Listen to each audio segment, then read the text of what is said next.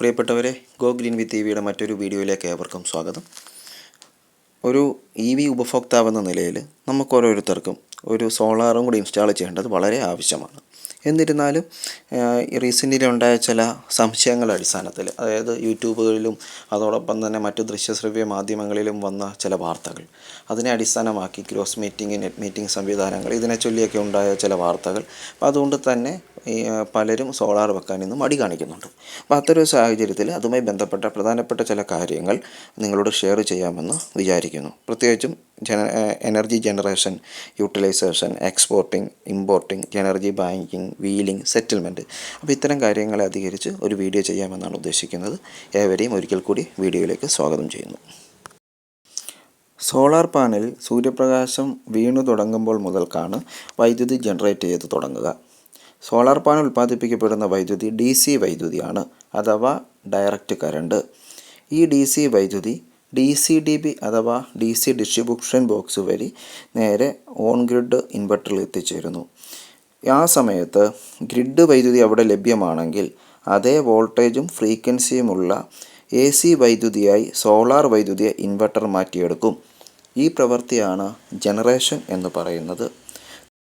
ഇങ്ങനെ AC ആയി convert ചെയ്യപ്പെടുന്ന വൈദ്യുതി ഇൻവെർട്ടറിൽ നിന്നും നേരെ ACDB അഥവാ AC ഡിസ്ട്രിബ്യൂഷൻ ബോക്സ് വഴി നേരെ സോളാർ എനർജി മീറ്ററിലെത്തുന്നു. ഈ സോളാർ എനർജി മീറ്ററാണ് നമ്മുടെ പ്ലാന്റിൽ എത്രത്തോളം വൈദ്യുതി ഉൽപ്പാദിപ്പിക്കപ്പെടുന്നു എന്ന് കണ്ടെത്തുന്നത്.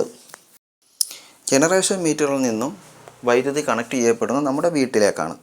അതായത് നമ്മുടെ വീട്ടിലെ ഉപകരണങ്ങൾക്ക് ആവശ്യമായ വൈദ്യുതി നാം ഈ ജനറേഷൻ മീറ്റർ വഴി നമ്മൾ ഉപയോഗപ്പെടുത്തുന്നു. മിച്ചമുള്ള കറണ്ട് ഗ്രിഡിലേക്കും കണക്ട് ചെയ്യപ്പെടുന്നു. ഈ പ്രവൃത്തിയാണ് യൂട്ടിലൈസേഷൻ എന്ന് അറിയപ്പെടുന്നത്. അതായത് നമ്മൾ പലരും തെറ്റായി ധരിച്ചു വെച്ചിരിക്കുന്നത് നമ്മുടെ പ്ലാന്റ് ജനറേറ്റ് ചെയ്യപ്പെടുന്ന കറണ്ട് മൊത്തവും നമ്മൾ KSEB അഥവാ ഗ്രിഡിലേക്ക് കൊടുക്കുന്നു, എന്നിട്ട് നമ്മൾ ഉപയോഗിക്കുന്നത് ഗ്രിഡിലെ കറണ്ട് എന്നാണ്. എന്നാൽ അത് തെറ്റാണ്. അതായത് സൂര്യപ്രകാശമുള്ളപ്പോൾ അല്ലെങ്കിൽ നമ്മുടെ പ്ലാന്റ് പ്രവർത്തിക്കുന്ന സമയത്തെല്ലാം ജനറേറ്റ് ചെയ്യപ്പെടുന്ന വൈദ്യുതിയാണ് നമ്മുടെ വീട്ടിലെ ആവശ്യങ്ങൾക്ക് വേണ്ടി നാം ഉപയോഗിക്കുന്നത്. മിച്ചമുള്ളത് മാത്രമേ ഗ്രിഡിലേക്ക് അഥവാ KSEBയിലേക്ക് കണക്ട് ചെയ്യപ്പെടുന്നുള്ളൂ. ഇത്തരത്തിൽ ജനറേറ്റ് ചെയ്യപ്പെടുന്ന വൈദ്യുതിയിൽ നമ്മുടെ ആവശ്യം കഴിഞ്ഞ്, അതായത് നമ്മുടെ വീട്ടിലെ ഉപകരണങ്ങൾ പ്രവർത്തിപ്പിച്ചതിന് ശേഷം മിച്ചമുള്ള കറണ്ട് KSEBയിലേക്ക് അഥവാ ഗ്രിഡിലേക്ക് എക്സ്പോർട്ട് ചെയ്യപ്പെടുന്നു അല്ലെങ്കിൽ കണക്ട് ചെയ്യപ്പെടുന്നു. ഇതിനെയാണ് എനർജി എക്സ്പോർട്ടിംഗ് എന്ന് പറയുന്നത്. അതേസമയം നമ്മുടെ വീട്ടിലേക്ക് ആവശ്യമുള്ള അത്രയും വൈദ്യുതി അല്ലെങ്കിൽ നമ്മുടെ വീട്ടിലെ ഉപകരണങ്ങൾ പ്രവർത്തിപ്പിക്കാൻ ആവശ്യമുള്ള അത്രയും വൈദ്യുതി നമ്മുടെ പ്ലാന്റിൽ ജനറേറ്റ് ചെയ്യപ്പെടുന്നില്ല എന്ന് കരുതുക. അത്തരം സമയങ്ങളിൽ നമുക്ക് ആവശ്യമുള്ള അധിക വൈദ്യുതി നാം തിരിച്ചെടുക്കുന്നത് ഗ്രിഡിൽ നിന്നാണ്, അഥവാ KSEBയിൽ നിന്നാണ്. അതേപോലെ തന്നെ രാത്രി കാലങ്ങളിലും പ്ലാന്റുകൾ പ്രവർത്തിക്കുകയില്ല. അത്തരം സമയത്തും നമുക്ക് ആവശ്യമുള്ള വൈദ്യുതി നമ്മൾ ഗ്രിഡിൽ നിന്നും തിരിച്ചെടുക്കുന്നു. ഇതിനെയാണ് എനർജി ഇമ്പോർട്ടിംഗ് എന്ന് പറയുന്നത്. ഇത്തരത്തിൽ നമ്മൾ എത്രത്തോളം വൈദ്യുതി അധികമായി ഉപയോഗിച്ചു എന്ന് രേഖപ്പെടുത്തി വെക്കുവാൻ വേണ്ടി ഒരു സോളാർ ബൈ ഡയറക്ഷണൽ മീറ്റർ നമ്മൾ ഉപയോഗിക്കുന്നു. ഇതിനെ നെറ്റ് മീറ്റർ എന്നും പറയും.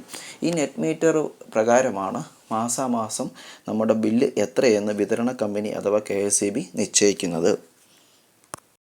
ഇങ്ങനെ ഓരോ മാസവും ജനറേറ്റ് ചെയ്ത്, യൂട്ടിലൈസ് ചെയ്ത്, എക്സ്പോർട്ട് ചെയ്ത്, ഇമ്പോർട്ട് ചെയ്തതിന് ശേഷം നീക്കിയിരിപ്പുള്ള വൈദ്യുതി അടുത്ത മാസത്തെ ഉപയോഗത്തിന് വേണ്ടി മാറ്റിവെക്കുന്നു. ഇതിനെ എനർജി ബാങ്കിങ് എന്ന് വിളിക്കാം. എക്സ്പോർട്ട് ചെയ്തതിനേക്കാൾ കൂടുതലാണ് ഇമ്പോർട്ട് ചെയ്തതെങ്കിൽ, അഥവാ നമ്മുടെ പ്ലാന്റിൽ ജനറേറ്റ് ചെയ്യുന്ന വൈദ്യുതിയേക്കാൾ കൂടുതലാണ് നമ്മുടെ ഉപഭോഗമെങ്കിൽ അധികമായി ഉപയോഗിച്ച വൈദ്യുതിക്ക് നമ്മൾ നിരക്ക് കൊടുക്കേണ്ടതായിട്ട് വരും. എന്നാൽ മുൻ മാസങ്ങളിൽ ഉൽപ്പാദിപ്പിച്ച് ബാങ്കിൽ സൂക്ഷിച്ചിരിക്കുന്ന എനർജി ഉൽപ്പാദനം കുറവുള്ള മാസങ്ങളിൽ നമുക്ക് ഉപയോഗിക്കാനും സാധിക്കും. ഇത് ഓരോ മാസത്തെയും ബില്ലിൽ അഡ്ജസ്റ്റ് ചെയ്യുകയാണ് ചെയ്യുക. നമുക്ക് അടുത്തതായിട്ട് എനർജി വീലിംഗ് എന്താണെന്ന് നോക്കാം. ഫോർ എക്സാമ്പിൾ, എൻ്റെ വീട്ടിൽ ഞാനൊരു പ്ലാന്റ് വെച്ചിട്ടുണ്ട്. അവിടെ ഓരോ മാസവും ജനറേറ്റ് ചെയ്യപ്പെടുന്ന വൈദ്യുതി എൻ്റെ ആവശ്യം കഴിഞ്ഞ് മിച്ചമുണ്ട്. വളരെ എനിക്ക് ആവശ്യത്തിൽ കൂടുതൽ അവിടെ ഉൽപ്പാദിപ്പിക്കപ്പെടുന്നുണ്ട്, മിച്ചമാണ്. ഞാനത് KSEBക്ക് കൊടുക്കുകയാണ് ചെയ്യുന്നത്.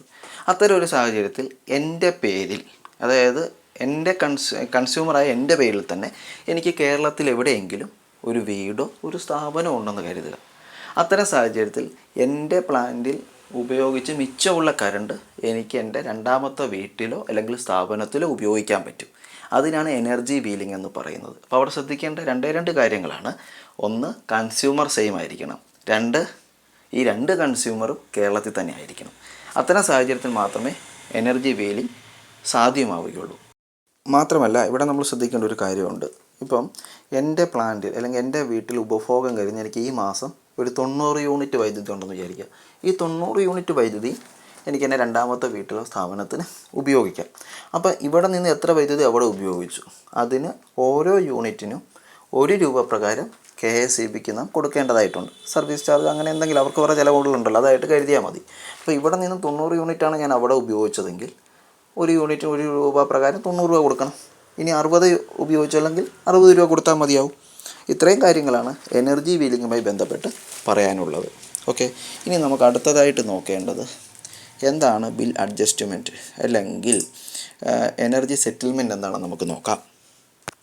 ഓരോ സാമ്പത്തിക വർഷം അവസാനിക്കാറാകുമ്പോൾ മാർച്ച് 31 നമ്മുടെ എനർജി ബാങ്കിലുള്ള വൈദ്യുതിക്ക് ഒരു ചെറിയ തുക നൽകി KSEB സെറ്റിൽ ചെയ്യാറുണ്ട്. വേറൊന്നുമല്ല, നമ്മുടെ എനർജി ബാങ്കിൽ വൈദ്യുതി വരിക എന്ന് പറഞ്ഞാൽ നമ്മൾ ഉപയോഗിക്കുന്ന വൈദ്യുതിയേക്കാൾ കൂടുതലാണ് നമ്മൾ ജനറേറ്റ് ചെയ്യുന്ന വൈദ്യുതിയെങ്കിൽ ആ അധിക വൈദ്യുതി ഗ്രിഡിലേക്ക് കൊടുക്കുമല്ലോ. അങ്ങനെ ഗ്രിഡിലേക്ക് കൊടുക്കുന്ന അധിക വൈദ്യുതിയാണ് എനർജി ബാങ്കിൽ രേഖപ്പെടുത്തുക. അങ്ങനെ എനർജി ബാങ്കിൽ രേഖപ്പെടുത്തിയിട്ടുള്ള വൈദ്യുതി, അതായത് നമ്മുടെ മിച്ചമുള്ള വൈദ്യുതിക്ക് ഒരു തുക നൽകി സെറ്റിൽ ചെയ്യുന്നതിനാണ് സെറ്റിൽമെൻ്റ് എന്ന് പറയുന്നത്. ഈ സെറ്റിൽമെൻറ്റ് തുക ഓരോ വർഷവും മാറിക്കൊണ്ടിരിക്കും. അത് വിതരണ കമ്പനിയാണ് തീരുമാനിക്കുന്നത്. അതായത് നമ്മുടെ KSEB മറ്റ് സ്രോതസ്സുകളിൽ നിന്ന് വൈദ്യുതി വാങ്ങാറുണ്ട്, മറ്റ് സംസ്ഥാനങ്ങളിൽ നിന്നും ഒക്കെ വൈദ്യുതി വാങ്ങാറുണ്ട്. ആ വാങ്ങുന്ന വൈദ്യുതിയുടെ തുക എത്രയാണെന്ന് നോക്കും. അതിൻ്റെ ഒരു ആവറേജ് അനുസരിച്ചാണ് നമ്മുടെ സെറ്റിൽമെൻറ്റ് തുക നിശ്ചയിക്കപ്പെടുന്നത്.